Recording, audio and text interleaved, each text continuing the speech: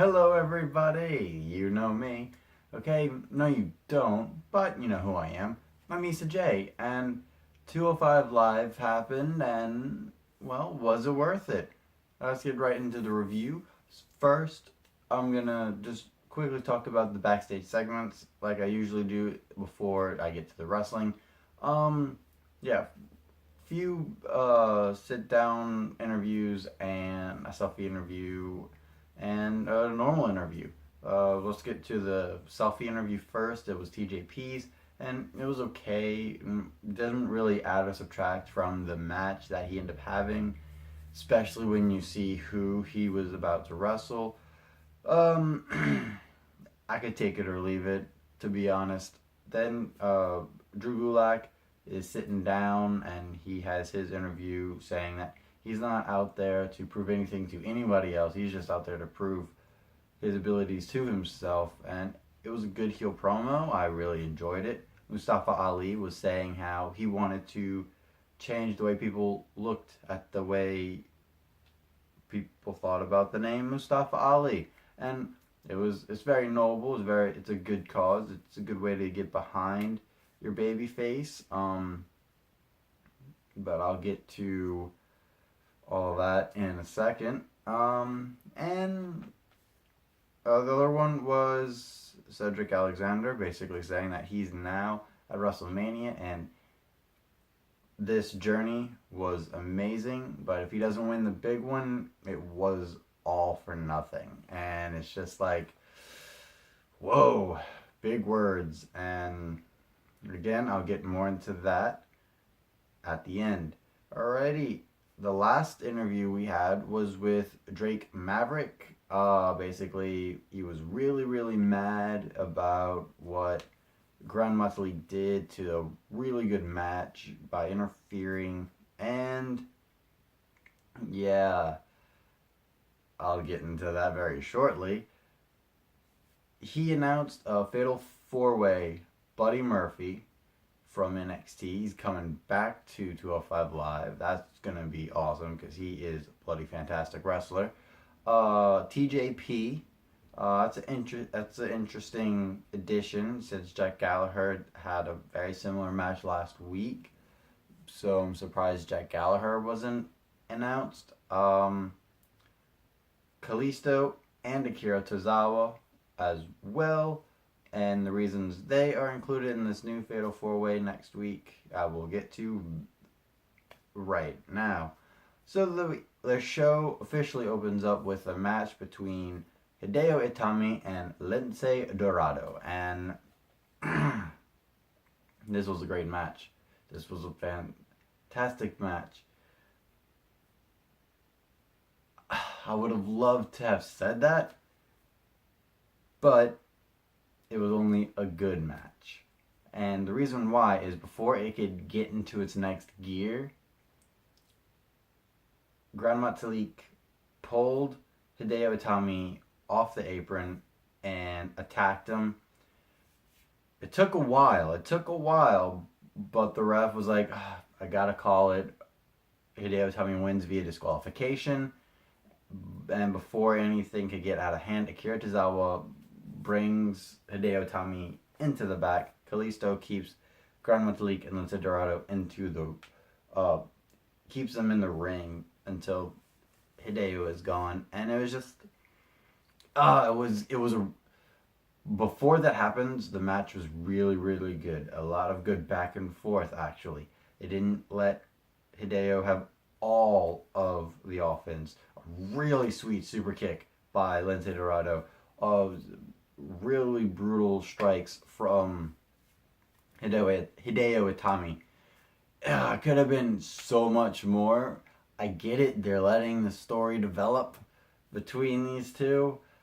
And Hideo is definitely acting more and more heelish now. But, oh man, I wanted it to go on to that next level.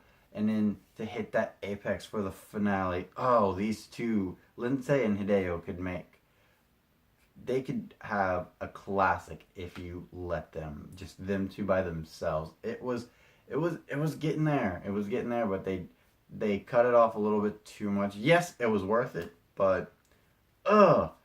Oh, I wish it lasted a lot longer. All right, then we had TJP and Kenneth Johnson. Kenneth Johnson was in the Cruiserweight Classic, but you wouldn't have known that because they didn't let him do a thing here. Yeah, he got like two moves in and a really cool like senton flip cannonball thing straight into him, but after a knee bar, Kenneth tapped. TJP held on. Like the match was gone like that. No, it wasn't worth it because, like I said in the last review, I don't like squash matches, and this is exactly what that was. So I have to say no to that, unfortunately. But let me backtrack a little bit. The reason why Akira Tozawa and Kalisto are in the Fatal 4-Way is because they separated the other three guys to make sure they didn't just completely wreck each other. So Drake Maverick was rewarding them. All right, the last match. Oh, here we go. It's the final semi-final match before we get the final match at WrestleMania, and it was Mustafa Ali versus Drew Gulak, and it wasn't my favorite. I know a lot of people out there really enjoyed this one. I personally liked Roderick Strong versus Cedric Alexander way better. Way better storytelling, I thought. Way better, way more action. I don't like the fact that Mustafa Ali keeps like getting taken to his limit and one move out of nowhere and he's able to hit the 05 or 4-5 or whatever the crud his little flippy move is. I didn't it was good. It was good. Yeah, it was worth it. And especially if you're a completionist and you want to see how the Cruiserweight tournament gets to the finals for New Orleans, but nah, man, nah. It wasn't mine. Last week was mine. This one wasn't. Scary spots by Mustafa. Really brutal stuff by Drew. There was a point that I really liked when Mustafa was just hammering onto Drew Gulak, and he took himself away, and he was like, "I can't believe I did that. That's not me. I gotta." Mustafa Ali heel turn is finally gonna happen. Like they've been teasing for a while. It's gonna happen at Mania. But ugh, ugh, ugh, ugh. It just ugh. I was so disappointed. Mustafa Ali matches I've been disappointed in, and I just don't know why. I don't know why. This was the right call to have friend versus friend, so that way you can finally turn Mustafa heel. But ugh. It wasn't for me, man. It just wasn't. It was worth it though. It was a good match. They were good in the match, but last week's was better in my opinion. But hey, comment below which one you liked better, which match you liked better, and yeah, let me know. And just a quick because I'm going to be doing the prediction thing with all the other guys anyway.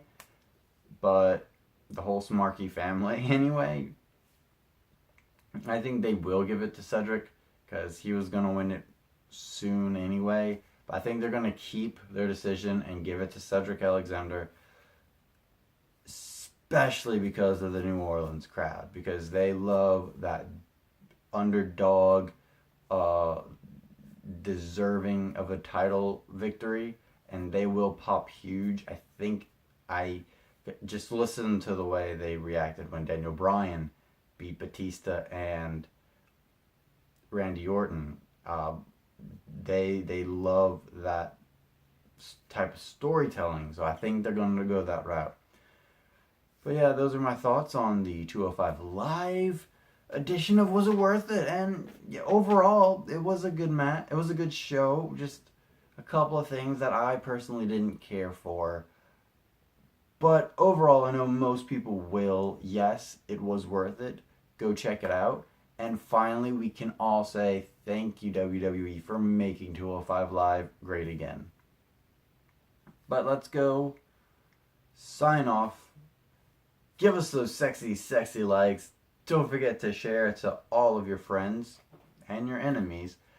Yeah, hit that subscribe button so that way you can be a part of the Smarky family. And hit that notification bell so that way you can be notified when we go live. And thank you guys so much. Thank you so much for watching. And follow me on Twitter at IsaJ_STP. And remember, the Sunday after WrestleMania from 1 to 2 Central Standard Time, we are going to be having a live podcast every week. And it's going to be a lot of fun. We're excited for it. We have a lot of different categories that we're going to go down for an hour with. Sometimes we might go over. That's fine. Like, if we're engaged with you and you're engaged with us, we're going to have a blast. So definitely come join us for that. And it's very soon. It's like 3 Sundays away now. I'm excited. I'm stoked about it. And, come join us, everybody. Come join us. But anyways, let's move on straight to the until next time. It will be awesome.